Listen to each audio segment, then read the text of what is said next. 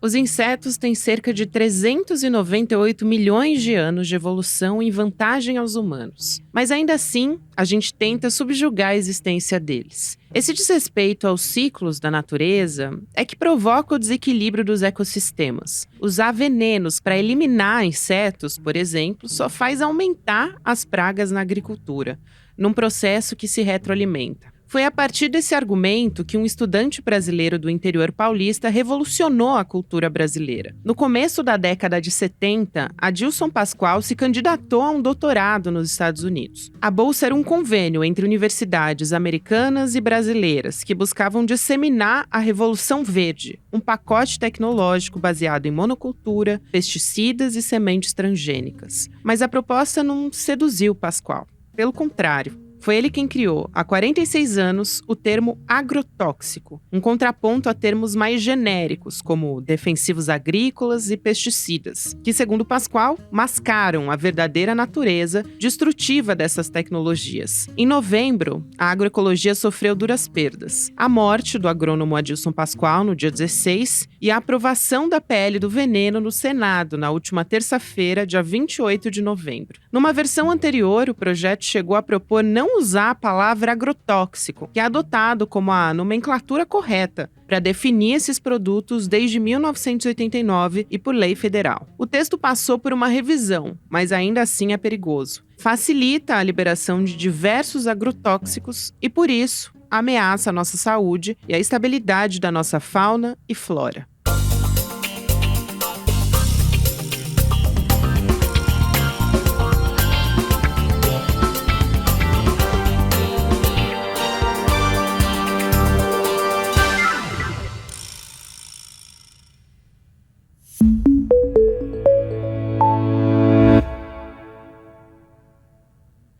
Olá, seja muito bem-vindo, seja muito bem-vinda. Eu sou a Gabriela Varela, esse é o Videocast em Detalhes. E aqui sempre com um convidado, uma convidada, a gente analisa uma temática, uma notícia importante do momento. Hoje a gente vai falar sobre a chamada pele do veneno. Eu vou conversar com a Mariana Campos, que é porta-voz do Greenpeace Brasil e coordenadora da campanha de agroecologia. Mariana, muito obrigada por aceitar nosso convite. Seja muito bem-vinda aqui ao ICL ou em Detalhes. Obrigada, Gabriela. Muito boa tarde, bom dia, né? Quem for ouvir fora até do boa tempo. Noite, né? Porque é podcast. Boa noite. Exatamente, é atemporal, né? Nesse sentido. Então, agradeço aí pelo convite. Eu que agradeço a vocês por aceitarem, enfim, convite para a gente poder explicar o que é essa pele do veneno, que foi aprovada meio que do nada, né? As pessoas ficaram com essa impressão. Vou explicar rapidamente para deixar você aprofundar aqui, mas a ideia do PL é facilitar, né, para o agronegócio conseguir a aprovação de agrotóxicos novos. E é uma PL bastante antiga, né? Ela é de 2009, já estava tramitando há bastante tempo. De repente, todo mundo ficou com a impressão de que, do nada, ela teve uma votação acachapante. O regime de urgência foi aprovado, inclusive, pela Comissão de Meio Ambiente do Senado, a pedido da senadora Tereza Cristina. Então, eu queria primeiro perguntar o que é, na verdade, esse PL, porque estão usando termos muito mais amenos para falar a respeito dele, e aqui eu faço questão de reforçar a chamada, né, de PL do veneno. Então, que você explicasse um pouco esse projeto e também por que ele tramitou, de repente, tão rapidamente. Isso, Gabriela. Com muita tristeza mesmo que a sociedade civil, né, o Greenpeace se colocando aí também como representação da sociedade, que a gente viu que esse projeto de lei foi aprovado numa semana em que começa a maior conferência do clima, né, que está acontecendo nesse momento, com a presença inclusive de representantes do governo, representantes do Congresso, esses mesmos parlamentares que acabaram defendendo a aprovação desse projeto de lei. É um projeto de lei que vem tramitando, na verdade, desde 1999, mas o entendimento que eu tenho, que a gente tem, é que de lá para cá muita conversa aconteceu no sentido de um olhar para para a função dos agrotóxicos, né, que vem lá desde a Revolução Verde, que aí defendia-se que precisava de agrotóxico para produzir alimentos em larga escala, e hoje as discussões atualizadas, o que a gente chama de fato, o que é moderno, é a gente fazer uma transição para uma alimentação sem veneno, porque cada vez mais a gente está entendendo e está se comprovando cientificamente que agrotóxicos causam muito mal ao meio ambiente e à saúde pública. Então, retomando um pouco da sua pergunta, foi com muita tristeza e até um pouco de vergonha no sentido nacional que a gente se deparou com a finalização dessa tramitação depois de tantos anos a gente lutando contra isso, né? Porque no fim do ano passado ela passou pela Câmara dos Deputados e esse ano a gente vinha ali tentando articular com os senadores e senadoras para que esse projeto fosse, na verdade, engavetado. Porque a gente não precisa de uma lei que modernize agrotóxicos, né? Até porque muitas dessas substâncias que vêm sendo defendidas, elas são, não necessariamente elas são novas, né? Tem se aprovado aí substâncias antigas. Então, sob esse pretexto, essa falsa ideia de modernização. Mas o que a gente entende é que modernização mesmo é a transição para práticas agroecológicas. Perfeito. E foi quando eu falo que foi uma votação acachapante, é porque foi só um voto contrário. Então, é realmente muito alarmante, né, Mariana? E eu queria te perguntar quais são os principais problemas, doenças que esses agrotóxicos podem causar, né? Principalmente os especialistas denunciam a respeito do câncer, mas eu queria que você explicasse um pouco de que maneira eles podem agredir a saúde de quem consome esses alimentos.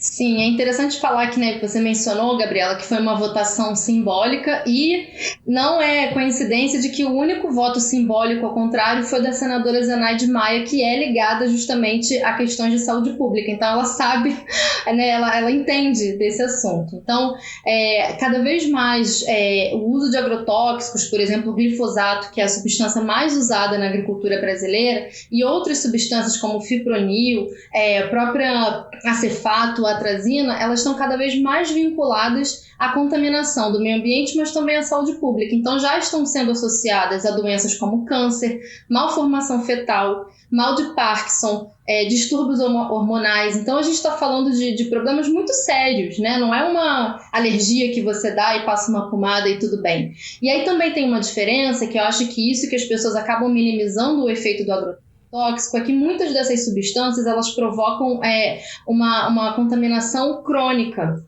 ou aguda. Então, não necessariamente ela vai ter, né, o agricultor do campo, por exemplo, vai ter a apresentação desses sintomas imediatamente. Então, muitas vezes é difícil você até provar que aquela contaminação, aquela doença que você desenvolve vem de um agrotóxico, mas está cada vez mais falado, né, na academia, na ciência, de que essa associação está de fato sendo comprovada. Então esse é um alerta muito grande para a gente. A Fundação Oswaldo Cruz, inclusive, diz que não existe um nível aceitável para o consumo dessas substâncias que podem provocar câncer e outras doenças também. Mas como você citou o glifosato, Mariana, eu acho que vale a pena dizer aqui que na Europa é permitido usar até 2 quilos de glifosato por hectare, e a média brasileira fica entre 5 e 9 quilos. Então, o Brasil libera uma quantidade até 5.000 vezes maior do que na Europa. O que prova que aqui no Brasil é tudo... um libera geral, né? Uma permissividade da lei brasileira em relação aos agrotóxicos. E esse projeto vai ainda mais nesse sentido da permissividade. E aí eu te pergunto também a respeito de aspectos desse texto que são preocupantes ou que eram mais preocupantes do que, no caso, ele acabou sendo aprovado. Porque o Fabiano Contarato, né, o parlamentar que também retirou do trecho termos que eles tentavam usar para amenizar. Então, por exemplo, defensivos agrícolas, que eles queriam que não fosse trocado por agrotóxicos, né? É um aspecto bastante importante. Também um outro aspecto do texto, que era chamado de anuência tácita, que tem a ver com uma aprovação da Anvisa, caso não houvesse uma resposta em até 30 dias. E a gente está falando aqui de ciência, né? De pesquisa. Então, o que seria isso? E quais são os aspectos talvez mais preocupantes do texto que você acredita que foram aprovados ainda assim?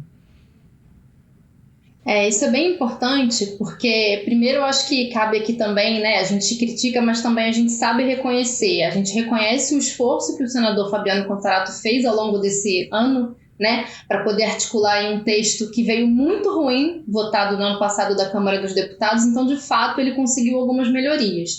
Infelizmente, essas melhorias não são suficientes para que a gente defenda, que a gente fale, ok, dá para a gente conviver com essa nova legislação, né, caso o presidente Lula mais para frente não vete esse projeto. Dentre os aspectos que a gente considera mais graves é o próprio fato de que a lei atual, que foi consolidada em 1989, ela já proíbe de cara, ela já veda toda e qualquer possibilidade de circulação de agrotóxicos que hoje estejam comprovadamente associados a doenças, conforme eu falei, né, na pergunta anterior. Esse aspecto ele sai do texto e não teria como os senadores colocarem ele de volta porque ele já entrou ali na versão da Câmara dos Deputados, ou seja, tem todo um processo ali de tramitação que acabou inviabilizando o Contarato melhorar esse aspecto, que senão teria que redigir um novo texto, enfim, tem uma parte mais técnica da coisa, mas eu acho, Gabriela, que o importante é mencionar aqui que isso é fatal. Esse aspecto de você permitir, de alguma maneira, a entrada, a liberação e autorização de substâncias que podem causar câncer nas pessoas, isso já é um aspecto fatal do texto e a gente não tem como defender isso, a gente condena. O senador Contarato, ele argumenta de que ele colocou na medida do possível ali aquele aspecto de risco aceitável, risco inaceitável, mas o que é um risco aceitável e inaceitável? Se alguém está entrando em risco, né, de contaminação, a gente já não aceita. E os parâmetros que ele defende, que ele coloca, baseado ali em base de dados internacionais, muitas vezes não são adequados para a realidade brasileira. Um exemplo é a mistura de agrotóxicos, que é o que a gente chama de efeito coquetel. Então, eu sei que o glifosato pode causar determinado mal, ou eu sei que determinada substância está ali dentro do nível permitido, né? Mas e a mistura de uma substância com a outra? Isso não está profundamente estudado ainda. Então, isso pode ter um aspecto gravíssimo aí para a saúde da população e para a contaminação do meio ambiente, do solo, do ar e da água. Então, esses aspectos precisariam ser levados em conta e por isso que a gente defende o engavetamento. Agora, né, já foi votado, já é tarde demais, mas agora, a partir de agora, Gabriela, a gente vai defender que o presidente Lula vete esse projeto na íntegra. Eu faço duas perguntas aqui para você, Mariana, porque eu acho muito importante a gente ressaltar que é um risco à saúde da população, das populações, né? Mas também um risco ao meio ambiente, como você disse, rios, né? Populações de animais, enfim, de seres vivos, né? Que podem ser afetados por esses agrotóxicos, venenos que são jogados nesses alimentos. Agora, o presidente Lula, ele ainda pode vetar. Como é que vai ser esse diálogo? Vocês no Greenpeace têm articulado algo nesse sentido já? Como que vocês estão se preparando para tentar dialogar com o governo federal para que eles vetem esse PL? Sim, essa etapa vai ser importante porque o presidente Lula tem 15 dias úteis para fazer os vetos, né, ou assinar a lei, promulgar a lei.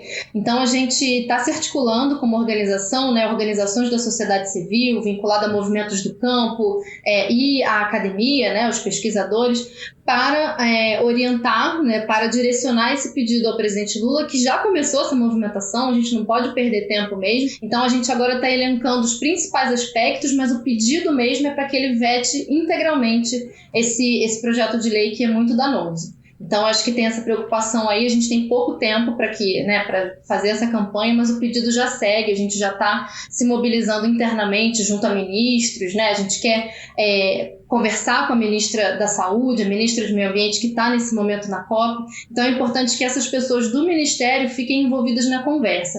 E eu chamo a atenção para o fato de que o ministro Paulo Teixeira, do Ministério do Desenvolvimento Agrário, ele tem se empenhado bastante em colocar de volta políticas que até então estavam abandonadas, mas de acelerar a transição para uma agricultura de base ecológica sem veneno.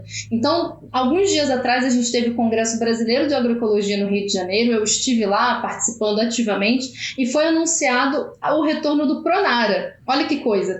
No mesmo dia, o Pronara, deixa eu só explicar então, né? O Pronara é o Programa Nacional de Redução de Agrotóxicos. que é um programa importantíssimo para justamente os agricultores familiares poderem contar com subsídios, né, e ajuda, apoio técnico para que comecem a produzir sem veneno, para aqueles que ainda produzem com veneno. E aí, na mesma semana, o projeto de lei, né, que a gente está condenando aqui foi votado na CMA, na Comissão de Meio Ambiente, e essa semana agora ele finalmente finalizou a tramitação no Congresso. Então, perceba que é contraditório, né? A gente não pode ter 2 pesos e 2 medidas, 2 prioridades que se chocam. Então, esse é o nosso pedido para o governo federal, para vetar integralmente esse projeto. Inclusive, algumas reportagens foram feitas no início desse ano dizendo que a ministra do Meio Ambiente, Marina Silva, não teria como impedir esse projeto, né? E que até o Ministério da Agricultura, que é representado pelo ministro Carlos Fávaro, teria um apoio da pasta para ser aprovado com algumas mudanças na versão final. Quer dizer, eles queriam um acordo entre ambientalistas e o agro, se é que isso é possível. Né? Vocês têm dialogado com, eu pergunto, né, também que você citou a ministra Marina Silva, com o ministro da Agricultura também. Vocês estão vendo isso com preocupação, Mariana? Olha, Gabriela, o próprio fato desse projeto ter sido aprovado de maneira tão rápida no governo Lula, né, no retorno do governo Lula aí, e o fato de ter sido uma votação simbólica no Senado, ou seja, eles nem se deram ao trabalho de discutir ponto a ponto, que é o que a gente está discutindo hoje nesse programa. Então, o próprio fato disso ter acontecido já mostra que existe um acordo ali com a bancada ruralista, que é a bancada do câncer, por, né, defender um projeto de lei como esse. A própria senadora Tereza Cristina vinha ali articulando toda essa negociação. Então, isso já é um sintoma, isso já é né, uma manifestação da vontade ali do governo de se entender com a bancada ruralista. Se isso fosse em prol do bem-estar da população, eu não estaria aqui condenando esse projeto, mas infelizmente não é, então é por isso que a gente está criticando ele. Então agora, né, para responder também a sua pergunta, sim, nos interessa sobremaneira entrar em contato, ter esse diálogo com o governo federal para que a gente possa pelo menos tentar frear ali no executivo essa proposta. E você acredita que, assim, pela sua experiência também, dialogando com o governo federal e sabendo que tem sido feito acordos, inclusive com o Centrão, agora com a bancada ruralista, você acredita que o presidente Lula pode vetar? Como que você está avaliando isso? Queria saber da sua experiência mesmo, vindo há tantos anos, né, lutando em defesa do meio ambiente e sabendo que a gente teve tantos retrocessos no governo Bolsonaro. Inclusive, a Tereza Cristina foi ministra do Meio Ambiente do governo Bolsonaro. Acho que eu não ressaltei aqui, mas é importante que a gente diga isso. Olha, a briga é difícil, mas a gente precisa tentar, né? Porque lutar é imperativo nesse país. E é o que você está falando, a gente passou pelo menos os últimos 4 anos tentando segurar aí a boiada, né, para usar as palavras de um certo ministro antiambiental. Então não é agora, não deveria ser agora que a gente sofreria os maiores impactos. E você está mencionando o presidente Lula, ele está justamente ali, né, na maior conferência climática do mundo, defendendo com a ministra Marina Silva, que é uma pessoa que a gente respeita muito, uma agenda verde. E que bom que eles estão lá na COP defendendo uma agenda verde. O que eu chamo a atenção é essa preocupação do governo não entrar numa contradição. No momento em que a gente está discutindo ali a mitigação das mudanças climáticas, como que a gente diminui as nossas emissões, aprovar um projeto como esse traz uma contradição no sentido de que você está ali, de alguma maneira, priorizando uma agricultura tóxica, uma agricultura insustentável, que os próprios agricultores, os grandes agricultores do Brasil, não vão conseguir seguir com a sua produção se a gente continuar dessa maneira. Então, a mensagem que eu passo não vamos entrar numa contradição, vamos, de fato, reduzir os agrotóxicos, vamos incentivar a agricultura familiar agroecológica, porque ela, eu gosto de brincar, ela é a solução para os nossos pepinos, né? Nossa, então, eu tô confiante de que a gente vai conseguir esse diálogo. Isso é muito importante que você traz. Só fazer uma correção aqui, porque eu acho que eu falei que a ex-ministra, né, Tereza Cristina, foi ministra do Meio Ambiente. Ela foi ministra da Agricultura do governo Bolsonaro. Era até conhecida como musa do veneno. Na época, a imprensa circulou, né, esse termo que usavam em relação a ela. Mas você está falando, e aí para fechar a nossa conversa, porque a narrativa do agro dá a entender que ou utilizar os agrotóxicos na produção, ou então não tem outro caminho, né? Como se ou é isso ou a fome, porque é necessária a produção em larga escala. E é uma falácia, né? Existem alternativas, a gente sabe disso, mas eu acho que falta difundir essa informação. Então, que o MST é o principal produtor de arroz orgânico da América Latina, muita gente ainda não sabe. Então, a gente sempre bate nessa tecla, mas eu queria te ouvir a quais são essas alternativas que hoje esses grandes produtores e ruralistas tentam justamente esconder. Eu adorei que você colocou no plural, porque a agroecologia, eu falo muito isso, não é uma agroecologia, são várias agroecologias, porque são os saberes de populações indígenas, quilombolas, populações ribeirinhas, todas essas populações e comunidades, povos e comunidades tradicionais que já vêm trazendo esses saberes ancestrais, essas práticas aí centenárias, milenárias, que trazem a solução para uma produção de alimentos. Então, você citou a fome. É curioso porque justamente num momento, né, numa década, pelo menos nas últimas décadas, em que o agronegócio, esse modelo de produção insustentável, vem recebendo subsídios e incentivos do governo, você olha para os dados, o Brasil voltou para o mapa da fome nos últimos anos. São 33 milhões de pessoas, pelo menos, em situação de fome no país. Então, isso já responde de que o agronegócio não é a solução. Então, eu acho que a gente precisa, de fato, olhar para essas práticas da agroecologia e incentivar. Eu gosto de trazer também um aspecto de que o modelo que a gente escolhe para a produção de alimentos, per se, por si só, ele não é ele que vai dizer, né, se dá ou não dá. E são as escolhas políticas e econômicas que vão dizer se essas práticas agroecológicas ou qualquer outro modelo que a gente escolha vão conseguir alimentar a população. Então, ele depende de um modelo de produção de alimentos, mas também como esses alimentos são distribuídos, como eles são produzidos, conforme a gente está falando aqui, mas como eles vão ser distribuídos e como vai garantir o acesso para que todo mundo mate a fome, né? Todo mundo consiga se alimentar de uma forma saudável e sustentável e com comida de verdade, porque também não adianta entregar ultraprocessado, porque isso não alimenta, isso não garante a segurança alimentar da população. Então, em resumo, é isso, assim, são as escolhas políticas e econômicas que vão garantir o acesso aos alimentos saudáveis para a população. E não necessariamente precisa de um incentivo de também, né? E precisa do incentivo que hoje é só o agronegócio que recebe, né? Enfim, e um grande lobby, né? A grande mídia ainda fazendo muita propaganda em relação a isso. O Agrepop a gente tá cansado de saber. Mas eu quero te agradecer muito, Mariana. A Mariana Campos é porta-voz do Greenpeace Brasil, coordenadora da campanha de agroecologia. Seja sempre muito bem-vinda aqui. Obrigada por esclarecer, né, e explicar por que a gente tem que se preocupar tanto em relação a essa PL do veneno e ficar muito vigilante agora para o que vai acontecer e se o presidente Lula vai vetar, a gente vai continuar acompanhando. Um grande abraço. Obrigada, Gabriela. Eu que agradeço o convite e a gente segue na luta. Com certeza. Até uma próxima, Mariana.